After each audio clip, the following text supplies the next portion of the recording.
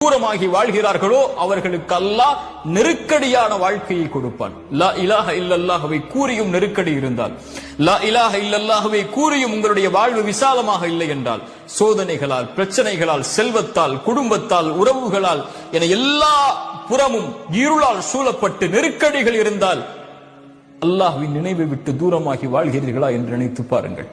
தொழுகையில் உங்களுடைய நிலைப்பாடு என்ன? அல்லாஹ்வை அஞ்சுவதில் உங்களுடைய நிலைப்பாடுகள் என்ன?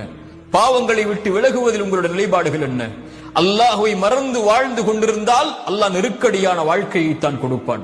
பதறி விடுவீர்கள் பாவங்களை கண்டால், பதறி விடுவீர்கள் அல்லாஹ் சோதித்தால், குழம்பி விடுவீர்கள் எங்கே செல்வது என்று தெரியாமல். இறை நம்பிக்கை கொண்டவராக இருந்தாலும் சோதிக்கப்பட்டால் மரணத்தை விரும்ப ஆரம்பித்து விடுவீர்கள், மரணத்தை நோக்கி செல்ல ஆரம்பித்து விடுவீர்கள்.